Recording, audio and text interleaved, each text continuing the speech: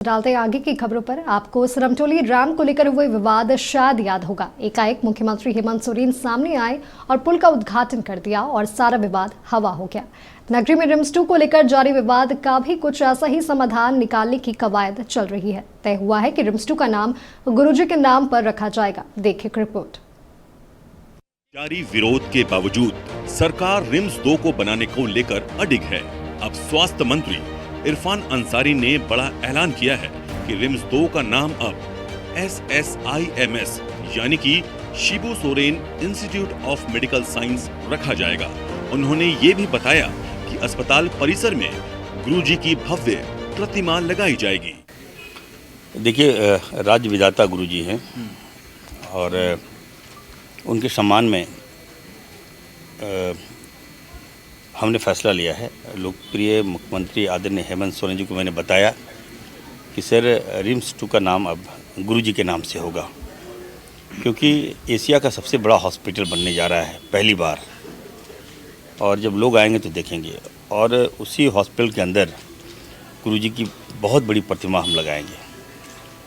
तो ये निर्णय लिया गया है और निश्चित तौर पर देखिए, स्वास्थ्य के क्षेत्र में जो लोग राजनीति करते हैं वो बाज आ जाएं।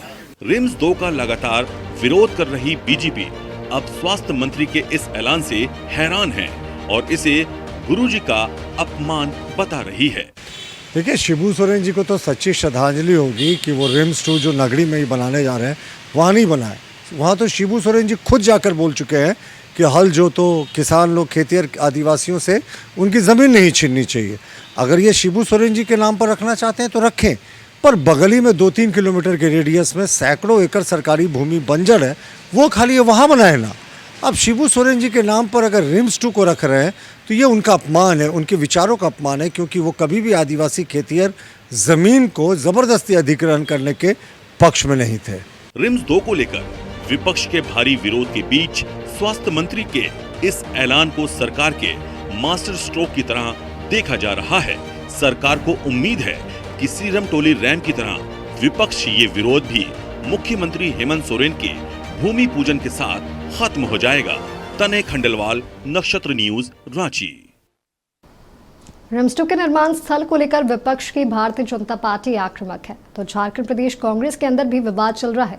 प्रदेश कांग्रेस के कार्यकारी अध्यक्ष बिंदु तिर्की ने उम्मीद जताई है कि उनकी पार्टी नगरी की जनता के साथ न्याय करेगी। वहीं चौतरफा विरोध के सवाल पर स्वास्थ्य मंत्री डॉक्टर इरफान अंसारी ने गोलमटोल जवाब दिया है।